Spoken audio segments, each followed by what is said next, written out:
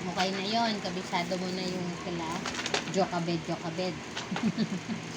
So, ano nangyari kay Moses after nun? Yan, from prince to fugitive. Prince siya kasi na sense na inampon siya ni princess ng Egypt. So, napunta siya sa family ni Pharaoh. Mahal na mahal siya ng family ni Pharaoh. Pero, hindi niya gusto yung pagmamaltrato sa mga Israelites. So, ang nangyari, meron siyang nakita ng Israelite na slave na sinasaktan ng guard ng King of Egypt. So, anong ginawa niya? Napatay ni Moses yung guard na yun. Ginago niya yun, kinep niya yun kasi nilibing niya. At pagkatapos tumakas siya, umalis siya ng Israelite. Kasi syempre, nakapatay siya, di ba? So, ano nangyari? Kaya, napunta siya saan? Takas niya, napunta siya sa anong lugar? Sa Midian. Sabi mo, Midian.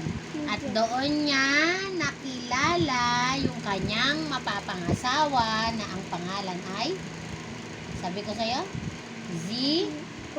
Zipporah, na anak ni Jethro. Sabi mo, si Zipporah, anak ni Jethro. Bali na pangasawa ni Moses si Zipporah. Ano uli pangalan ng asawa ni Moses?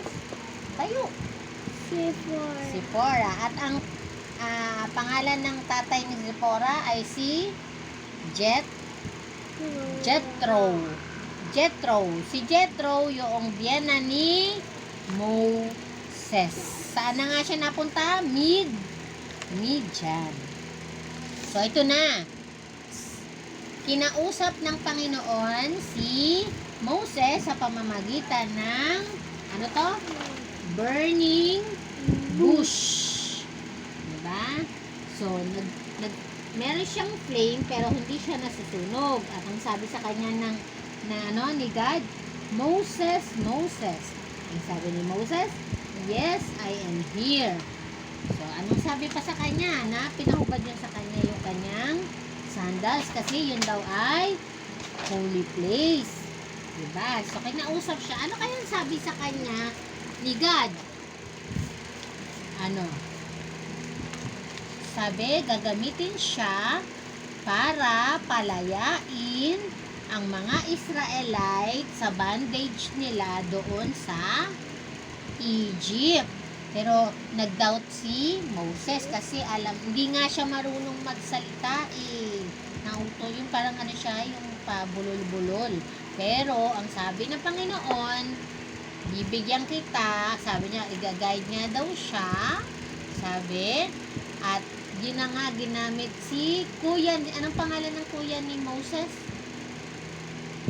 Anong pangalan ng kuya? Aaron. Bali, ang nangyari, si Aaron ang magsasalita para sa kanya. Pero kasi nung time na yon, kinausap din pala ng angel si Aaron. Kaya alam na ni Aaron yung kanyang magiging mission. Natutulungan niya si Moses. At anong sabi ng Panginoon doon sa dito sa istorya na to? Ang sabi niya, gusto niya mangyari, sasabihin niya kay Pharaoh, let my people go. So, ngayon, balik tayo dito. Dito pa rin tayo, kay Moses pa rin tayo, ha? So, ngayon, nakiusap si Moses at sino yung kuya niya? Si Aaron kanino to? Kay Pharaoh. At ang sabi, yung sinabi ng Panginoon, let my people go, na palayain ng buong Israel, yung mga Israelites. Nung pumunta sila sa Goshen, no? Yun kasi ang kanilang mission. De ngayon, pinayagan ba sila na pakawalan ang mga Israelites? Pumayag ba si Pharaoh? Hindi. At ang ginawa ni Pharaoh, lalo pa niyang pinahirapan ang mga slave na Israelites. Kawawa naman sila, di ba? Sabi, ano na nga, saan pumunta si Moses? Sa Egypt. Sino ang na-meet niya along the way? Yung kuya niyang si Aaron. Tapos, what king did they go to see? Anong tawag doon sa king ng Egypt? Pharaoh. Ano sabi ng Panginoon kay Moses na sabihin sa hari? Let my people go. Very good. So, nagpadala kasi nga matigas yung puso ni Pharaoh. Nagpadala siya ng mga salot. Ano yung unang salot na pinadala ng ating Panginoon? Ano yung kaya? So, nagpadala siya ng mga maraming frogs. Biruin mo, everywhere merong frogs. Diba? So, yun yung unang salot. Pangalawang salot, hindi pa rin siya natinag. Nakiusap yung Pharaoh kay Moses na manalangin para matanggal yung mga frogs. Pero, hindi pa rin niya pinayagan na mamaya na natin alisin. Na pakawalan yung mga Israelites. So, nakikinig ka? Sumunod kaya? Ano kaya sumunod? Nagkaroon ng mga flies. Ano yung flies? Mga langaw. Madaming mga insekto ng mga langaw, kadiri, di ba? So, ano pang mga nangyari? Lahat ng mga animals nagkasakit. Namatay yung mga animals sa Goshen. Di ba? Pero yung naiapektuhan ng ano na to, mga salot na to, mga Egyptian lang. Hindi naapektuhan yung mga Israelites. Ano pang nangyari? Umulan ng malaking mga tipak ng yelo. Diba? Hailstones fell. Sabi. Tapos ano pa kayang nangyari? Biglang dumilim doon sa Egypt. Hindi pa rin talaga pinakawala ni Pharaoh lahat ng mga tao. Ano kaya yung pinakalas na salot na pinadala ng Panginoon para pakawalan ni Pharaoh ang mga Israelites? Ano? Yung pinadala niya yung yung pagkamatay, yung death sa lahat ng mga firstborn na lalaki. Alam mo yung firstborn na lalaki? Yung, ito ka lang, yung mga panganay na lalaki ng mga Egyptian ay mamamatay. Diba? Pero yung mga Israelites, hindi namatay yung mga firstborn nila. Bakit? Sinabihan sila na magpahid ng dugo noong mga tupa, yung magandang uri ng tupa, pinatay nila, in-offer nila, tapos yung dugo, pinahid doon sa may pintuan. Pag yan, yung shadow of death na yan, pag nadaanan yan at may ganyan, lilihis yan, hindi mamamatay yung nakatira dyan na panganay na lalaki. Pero, doon sa Egypt, lahat, naging usok siya, para siyang usok na itim. Pagka nadaanan yung bahay, kung saan may bahay na mayroong panganay na lalaki, namamatay. So, ano namatay? Sino namatay? Namatay yung panganay na lalaki ng Pharaoh. At doon, pinakawalan niya ang Israel. Ang buong Israel, ang mga Israelites. Ano na nga daw itong mga salot? Frogs, flies, boils, hail, darkness, at saka death. Okay? Okay, sige. So, nung nag-travel na, so lumabas na sa Egypt yung mga Israelites. Habang sila ay naglalakad doon sa wilderness, alam mo yung wilderness, doon sa ilang, mayroong pinadala ang ating Panginoon. Ito na nga yun, God's glorious protection. Sa umaga, ano to? Pillar of clouds. Yan ang nagpo-protect sa kanila sa init ng araw. Habang naglalakad sila, just imagine, merong pillar of clouds doon sa ibabaw nila. At paggabi, ano namang pillar to? Pillar of fire na siyang nagiging liwanag nila sa gabi. So, yan ang protection ng Panginoon sa mga Israelites. Now, nag-cross na sila, magko-cross na sila sa Red Sea. Anong mahalagang pangyayari ang nangyari dito sa Red Sea? Tatawid na yung mga Israelites. Ano nangyari sa dagat? Kasi inabol uli sila eh. Oo. Di ba inabol uli sila ng mga sundalo, yung mga kawal ni Pharaoh? Pabalikin daw sila. Anong nangyari? Nanalangin sila at yung sea, anong nangyari? Red Sea, bumuka. Diba? So, nakadaan ba sila? Nakadaan lahat ng mga Israelites, tumawid. Pero nung malapit na silang matapos, syempre sabi ni Pharaoh, habulin nga yung mga yan, tinugis pa rin yung buong bayan ng Israel. Hindi kadali. Ano nangyari doon sa Red Sea? Nung ang tatawid na mga chariots ng Egypt, ng Egyptian, ni Pharaoh. Ano na nangyari? Biglang nagsara. At ano nangyari doon sa mga sundalo ni Pharaoh? Kasi nalunod. Very good. Yes, at saka konti na lang. So, yun yung nangyaring mahalaga sa kanila at nagpasalamat sila sa Panginoon. Sabi dito, tapos na tayo kay Moses. Alam mo na ulit yung kay Moses, ha? Yung mga mahalagang tao. Sino ulit? Si Amram, father ni Moses. Si Jochebed, mother. Si Miriam, sister. Si Aaron, brother. si Pharaoh, siya yung king of Egypt. At yung mga salot, ano na nga yung mga yun? Frogs, flies, boys, nakalimutan pala natin kaninang banggitin yun, nung nagkaroon ng mga maraming pigsa-pigsa dyan. Mas malala pa kasi kirebre, bulutong lang. Yun, pigsa talaga. Wala talagang pati puro pigsa mga tao doon. Ayun.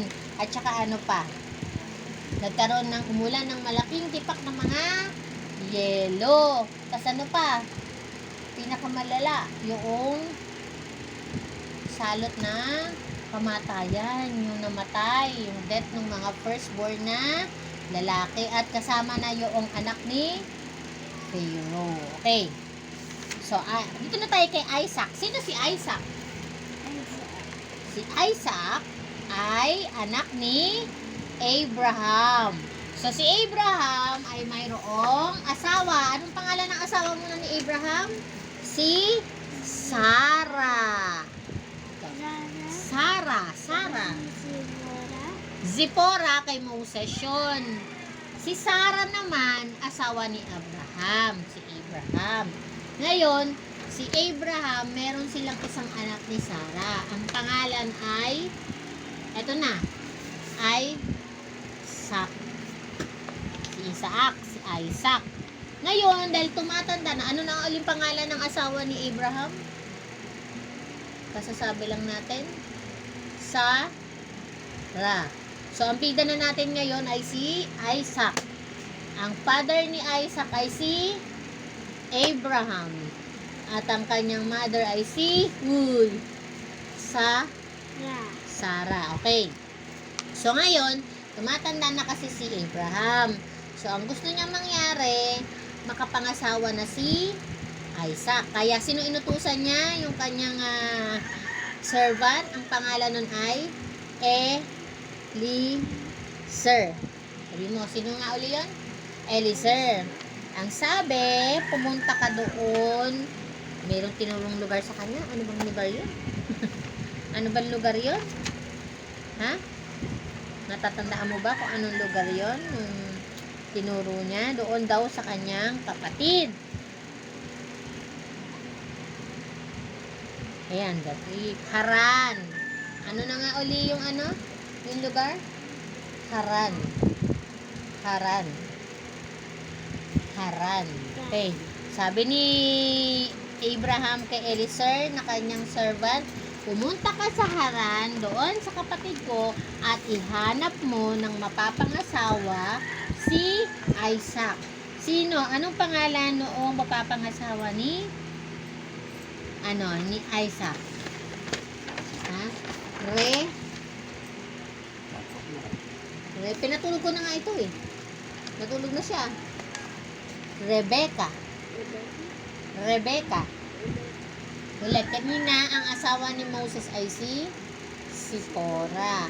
Ang asawa ni Abraham ay si Sarah. At ang mapapangasawa ni Isaac ay si Rebecca. Sabi mo nga, Rebecca. So kasi ang sabi ni Abraham, bibigyan daw siya ng Panginoon si Eliezer ng sign kung sino ba yung mapapangasawa, yung bagay mapangasawa ni Isaac. Sabi, pag andyan ka na sa Haran, doon sa may well, pagka merong babae na nag-alok sa'yo, nagbigay sa'yo, humingi ka ng tubig at binigyan ka, tapos pinainom pa ng tubig yung mga dala mong camel, siya na yon. At tamang-tama naman na nung time na yon, pagod na at uhaw si Eliezer. Sabihin mo, Eliezer. Andun siya sa may well. Ngayon, nang hingi siya sa babae ng tubig kasi nga uhaw na siya. Binigyan naman siya nito at pati na yung mga camel niya pinainom. Kaya ang sabi niya ay siya na yun. Yung babaeng yun ay walang iba kundi si Rebecca. Kaya Rebecca. Tandaan mo ha, Rebecca. Tama-tama naman na siya pala ay apo ng kapatid ni Abraham. So, kinento ni Eliezer sa magulang sa pamilya ni Rebecca kung ano yung mission niya at pumayag sila na isama na si Rebecca. At nagkita na si Rebecca at si Isaac. Kinasal sila at naging mag-asawa at nagkaroon din ng mga anak. Okay, anong pangalan ng asawa ni Isaac? Rebecca. Dali, mag-ano ka na. Huwag ka na maglalaro. Rebecca. So ngayon, ito na. Joseph faces a big test. Meron pa pala rito to. Ito naman, anong big test para kay Joseph? Nung time na nandoon siya sa Egypt, si Joseph, yung asawa ni Potiphar. Sabi mo, Potiphar. Egypt? Oo. Sa Egypt pa rin yun. Si Potiphar, siya yung kanang kamay ng Pharaoh, king ng Egypt. Ngayon, yung asawa ni Potiphar, sabi mo, Potiphar, nagkaroon ng gusto kay Joseph. At, Sino naman asawa ni Joseph? Hindi naman nabanggit kung sino yung asawa ni Joseph. Pero ito, nung time na ito, balik tayo dito, kahit na inakit niya siya ng asawa ni Potiphar, hindi na fall into temptation si Joseph. Kahit na nga, ikinulong siya kasi ginawan siya ng kasinungalingan. Pinagitangan siya ng asawa ni Potiphar. Sabi, Joseph loved to obey God. Ito na naman. Sino tong reluctant messenger? Sino yung sinubo ng malaking fish? Sino yung sinubo ng malaking fish? Uy, anong pangalan nung sinubo ng malaking fish? Jonah, yes. Kasi bakit? Kasi inutusan siya ng Panginoon na pumunta sa Nineveh. Sabi mo nga, Nineveh. Pero anong ginawa niya? Hindi siya pumunta ng Nineveh. Pumunta siya saan? Sa Tarshish. Sabi mo nga, Tarshish. Imbis na sumunod siya sa Panginoon, sumakay siya ng malaking ship.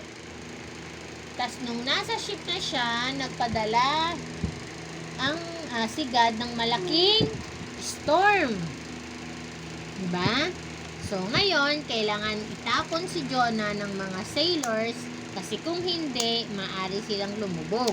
Nung tinapon nila si Jonah doon sa sea, kinain siya ng malaking fish. At ilang araw siyang nanatili doon sa loob ng fish? 3 days and 3 nights. So, ngayon, nung nagdasal na siya sa Panginoon, humingi siya ng tawad, anong ginawa sa kanya ng fish? Dinura na siya, niluwa na siya ng fish.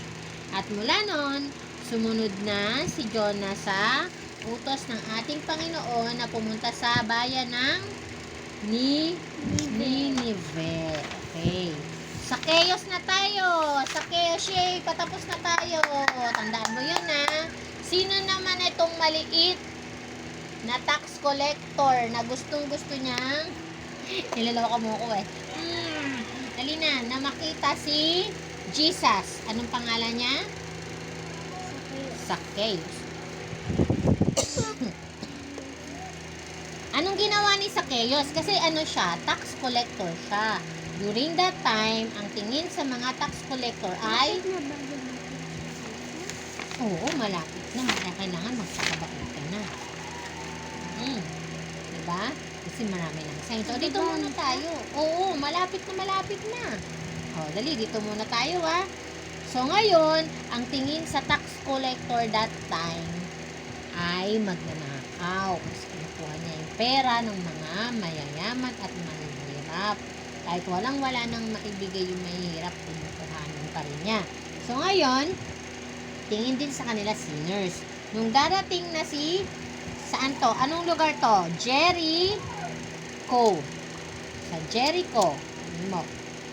Ay, gusto niya makita si Jesus.